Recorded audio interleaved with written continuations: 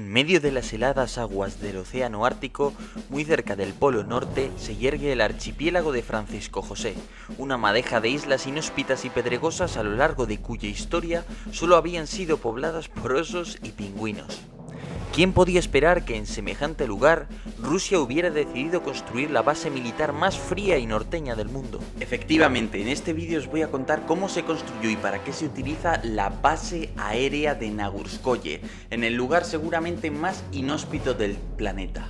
Pero antes vamos a ver qué llevó a la construcción de la misma. Nagurskoye es una base aérea rusa ubicada en el archipiélago ártico de Fridtjof Nansen, también conocido como Tierra de Francisco José, concretamente en la isla de Tierra de Alejandro, a unos 1300 kilómetros del puerto ruso de Severomorsk, sede de la flota del Mar del Norte.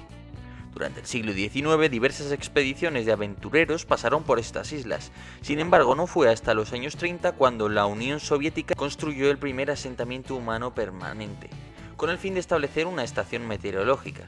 La ciencia de predecir el tiempo en aquellos años estaba en pañales y el conocimiento de lo que sucedía en el Polo Norte era una de las claves para poder predecir qué tiempo iba a hacer. Retrotraigámonos al fin de la Segunda Guerra Mundial. En aquel momento Estados Unidos tenía dos grandes ventajas militares sobre la Unión Soviética, que eran, primero, la bomba atómica y segundo, un vector con el que llevar esa bomba atómica hasta su objetivo, es decir, el bombardero estratégico, el bombardero de largo alcance. Por ejemplo, los estadounidenses para atacar Hiroshima y Nagasaki emplearon al B-29. Sin embargo, los soviéticos apenas habían podido quedarse con algunos de estos bombarderos americanos durante la Segunda Guerra Mundial y a su vez estaban aún intentando desarrollar su propia bomba atómica. Los americanos esperaban que los soviéticos pudieran tardar en torno a 10 años en conseguirla. Sin embargo, esto lo consiguieron mucho antes de lo que parece. Pero en 1949 la Unión Soviética hizo su primera prueba nuclear, con una bomba atómica de plutonio, anunciando al mundo que el monopolio estadounidense del arma nuclear estaba cerca de tocar a su fin mucho antes de lo esperado. Mientras esto ocurría, la Unión Soviética también se esforzaba por conseguir un vector de lanzamiento del arma atómica, que en los años 50 debía consistir en un bombardero estratégico. Esto es un avión de gran tamaño con autonomía suficiente como para llegar al corazón de la potencia enemiga. En apenas una década, la Unión Soviética construyó tres grandes bombarderos, el más caro y avanzado, el Myashtchev M4, el Tupolev 16, que funcionaba mediante un motor a reacción pero poseía un diseño tradicional, y por último el Tupolev 95, que aunque emplea un motor de turbohélice era el que más alcance tenía. ¿Cuál es la ruta más corta para los misiles nucleares y para los bombarderos estratégicos rusos y americanos para atacarse entre sí? Bueno, pues el Ártico, es decir, no el Atlántico. Por tanto, de ahí la importancia de contar con bases en esa zona. Los estadounidenses tienen en Groenlandia, que recordemos pertenece a Dinamarca, la gigantesca base aérea de Thule, con uno de los complejos de radar conocido como Sitio J más avanzados del planeta. Y de otro lado, Rusia con lo que cuenta es con Nagurskoye, que también cuenta con una serie de sistemas de radar precisamente para alertar de que se acercan aviones enemigos. Pensemos que en una guerra de este tipo se acercarían todo tipo de aviones, aviones espía, aviones de guerra electrónica, aviones de mando y control, aviones cisterna para reabastecer en vuelo a los aviones y darles más autonomía, todo ese tipo de cosas. En este contexto, una base aérea en plena ruta de los bombarderos enemigos podía ofrecer muchas ventajas. La primera de ellas bien podría ser instalar radares de alerta temprana que, combinados con la curvatura de la Tierra en esas latitudes, permitiría un enorme alcance para prevenir de la aproximación de bombarderos y aviones espía enemigos. Además, se podría ubicar una fuerza de aviones interceptores MiG-25, caracterizados por un enorme alcance y una aviónica muy avanzada que les hacían ideales para destruir bombarderos, aviones cisterna, aviones de guerra electrónica enemigos a gran distancia.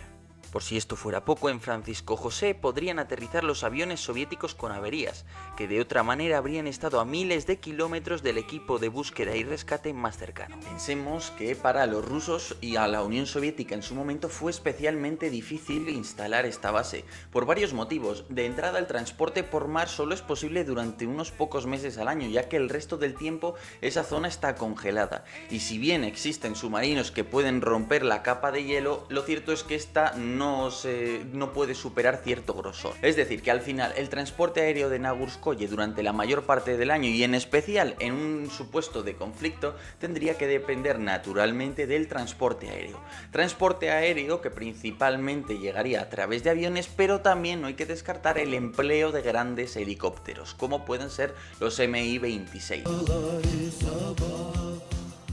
La caída del muro en 1989 y la desaparición del Ejército Rojo hundieron los presupuestos hasta el punto de que la red de bases más allá de la Rusia continental padeció una enorme decadencia. Las bases a menudo fueron cerradas o se quedaron en un estado de semiabandono. Enviar suministros aéreos era caro y las aeronaves estaban mal mantenidas, de tal forma que no pocas acabaron estrellándose en las heladas pistas de Nagurskoye. Así, la base acabó siendo ocupada los veranos por la Guardia Fronteriza, que sobrevivía como podía en unos cobertizos en mal estado. Pero pasaron los años. En el año 2007, un batiscafo ruso se sumerge y coloca a una enorme profundidad la bandera de Rusia con un mástil de titanio. ¿Por qué hace esto en el Océano Ártico Rusia en 2007? Bueno, pues porque hay una cláusula del derecho internacional que lo que viene a decir es que hay una cosa que se llama res nullius, tierra nullius, es decir, una tierra que nadie posee y que no tiene habitantes, que se puede apropiar simplemente haciendo un acto de presencia. Entonces, la típica forma de hacer un acto de presencia allí es colocar una bandera, al menos así se consideraba antiguamente. Es cierto que esta es una cláusula, pues bueno, un poco obsoleta, pero no obstante, si algún día hay pleitos de derecho internacional, hay arbitraje internacional, el hecho de haber colocado esta bandera ahí puede llegar a ser un argumento legal válido para Rusia. Además, en el año 2012, Rusia publica el documento Concepto Estratégico, en el que lo que se viene a establecer es que el Ártico se considera una región estratégica para Rusia, cosa que no era antes. Este cambio, aparentemente simplemente verbal, en realidad supone que Rusia va a invertir mucho más recursos, en especial militares, para proteger su preponderancia en la región. ¿Y de dónde proviene ese interés para Rusia de la región ártica? Bueno, pues de varias cosas. Primero, posibilidad de que existan enormes yacimientos de minerales y de hidrocarburos que serían muy importantes para la riqueza futura de Rusia. En segundo lugar, es cierto que el deshielo, debido al aumento de la temperatura del planeta, el deshielo y el mayor número de días navegables a lo largo de la ruta marítima del Ártico pueden llegar a hacer que esta ruta algún día sea predominante, si bien es cierto que para esto aún faltarían muchas décadas, por tanto no es algo que vaya a ocurrir de manera pronta. De todas formas, lo que queda claro es que Rusia tiene interés en este escenario y la inversión de recursos que ha hecho no solo en Nagurskoye, sino en otras bases de las que podemos hablar en otros vídeos, suponen que seguramente es el único escenario en el que podríamos hablar de una superioridad rusa más o menos clara respecto, por ejemplo, a la OTAN. A partir de 2014 comenzó el proceso de ampliación y de puesta a punto de la base, para lo que se recondicionaron las viejas instalaciones de la era soviética y se construyeron nuevas instalaciones, de tal manera que el complejo contaría con 2 pistas de aterrizaje, la zona de radares de alerta temprana y comunicaciones satelitales, un muelle junto al mar y sobre todo el moderno complejo Trefoil, que significa trébol en ruso. Pero ahondemos un poco más en esta última instalación. Bueno, Trefoil, trébol, ¿no? Ese edificio tan característico de Nagurskoye, que además es de muy reciente construcción.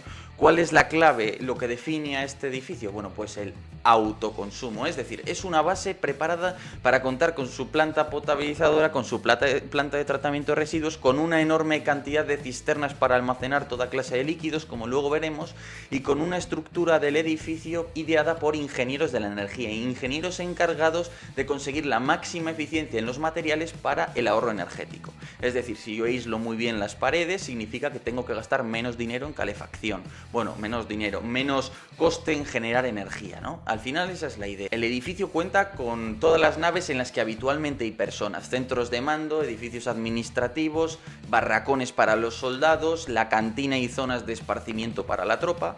Y la verdad es que está tan bien pensado que incluso de cara a la moral de la tropa, en esa cantina se ha creado el llamado jardín de invierno, que básicamente es una gran cúpula que tiene pintado el cielo azul, ya que en esta zona el cielo suele ser muy gris y eso a veces parece que no, pero afecta a la moral de la tropa, incluso lleva a porcentajes mayores de suicidios.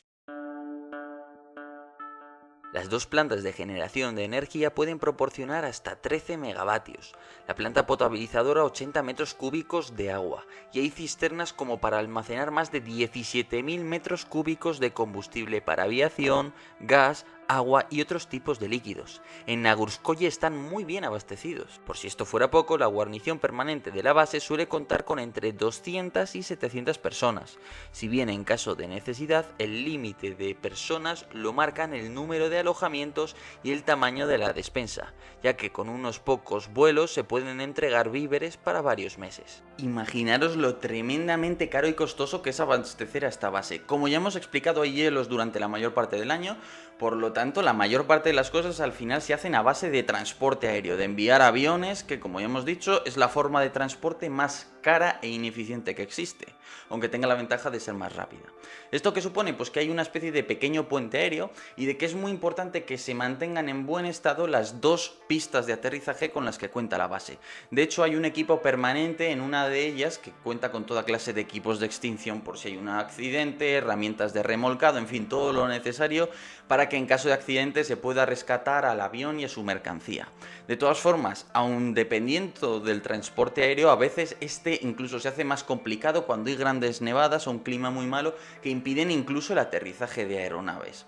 Llega hasta tal punto la cosa de que en ocasiones el único transporte posible, precisamente por la mala situación de las pistas ante el clima, es que lleguen helicópteros. En este caso se emplean tanto los típicos Mi-8, Mi-17, que yo creo que todos conocemos, los famosos HIP, típicos de los rusos, como el gigantesco helicóptero de transporte Mi-26 Halo, el más grande del planeta y que puede transportar una cantidad inmensa de materiales. Ahora bien, ya hemos visto para qué quería esta base la Unión Soviética, ¿verdad? Para una guerra nuclear, pero ¿para qué la utiliza Rusia? Se cree que los rusos han desplegado en Nagurskoye cazas Sukhoi 27, aunque no sabemos de qué versión, pero sobre todo interceptores MiG-31. Este último un tipo de aeronave única en el mundo por su enorme alcance y su capacidad para destruir grandes aviones enemigos a gran distancia, ya que fue concebido para disparar misiles muy grandes idóneos precisamente para atacar este tipo de grandes aviones. Junto a este, el Sukhoi 27, que puede llegar a tener capacidades multipropósito, permite funcionar como un caza para distancias menores o también como un bombardero táctico, de tal manera que puede proporcionar apoyo a tierra e incluso realizar ataques contra buques enemigos, proporcionando cierta polivalencia. Junto a esto, en Nagurskoye cuentan con radares de largo alcance móviles, como el P-18, de tal manera que si las instalaciones fijas son destruidas, pueden desplegar estos. Además, también cuentan con sistemas de comunicación satelitales, también móviles, R-441, defensa aérea propia de punto, esto es, defensa aérea, digámoslo así, cercana, mediante camiones Pantsir, como los vistos en Libia, y seguramente cuentan con unidades Spetsnaz, tanto para defender el complejo y realizar operaciones de vigilancia en las islas aledañas, como para quizás incluso intervenir o realizar pequeños despliegues en otras zonas polares, como quizás, como idea interesante, en las islas Svalbard o por qué no en Groenlandia. Por último, no hemos de descartar que el muelle de Nagurskoye no solo sirva para el abastecimiento, sino también incluso para apoyar las operaciones de la flota de pequeños submarinos con los que cuenta Rusia, algo en lo que este país tiene una serie de desarrollos completamente únicos y que le permitirían llevar a cabo operaciones submarinas muy especiales en este tipo de zonas. Bueno, pues está claro que los rusos se han gastado el dinero y a los rusos les interesa mucho tener presencia en el Ártico, y Nagurskoye es una base muy moderna que está dotada de una serie amplia y muy interesante, además de medios que le proveen unas capacidades interesantísimas en esta zona, e incluso de alguna forma Nagurskoye ejerce de puesto avanzado de la red de bases con las que cuenta Rusia al norte en sus islas. Dicho esto, supongo que quizás habréis notado algunos que ayer, esto sería antes de ayer, he quitado todos los vídeos. He tenido un problema con una persona, con un tema de reclamación de derechos de autor. Por suerte, oye, al final pues ha sido majo y hemos podido simplemente llegar a un acuerdo. Cualquier cosa de este tipo, enviadme un correo y ya está, para no tener problemas a lo tonto. Entonces, bueno, espero que os haya resultado muy interesante este vídeo. Creo que está bastante trabajado, ¿no? Si queréis apoyar este tipo de contenido, que yo siga haciéndolo, pues como siempre, YouTube cualquier día, por cualquier razón, te puede acabar cerrando el canal. Como ya sabéis, a mí me ha ocurrido eso 4 o 5 veces. Entonces, si queréis que esto esté garantizado y que yo vaya mejorando la calidad, como espero que estéis notando, tanto en el aspecto técnico como en el aspecto de fondo del contenido, pues a medida que yo vaya recibiendo más donaciones, invertiré más tiempo en esto, ¿no? Entonces nada, espero de todas formas, ya digo, que estéis notando la calidad. Os invito, por supuesto, a apoyarme en Patreon, y os invito a echarle un vistazo a la nueva revista que va a sacar Ejércitos, que tiene muy buena pinta. Si no lo hicisteis ya al especial de Oriente Medio, que merecía mucho la pena, yo creo que deberíais aprovechar ahora. Pero bueno, dicho esto, espero que lo hayáis disfrutado mucho. Dadle a la campanita para que os avise de mis vídeos. Dejad vuestros comentarios, que casi siempre los leo. Y nada, por lo demás, muchísimas gracias y hasta otra.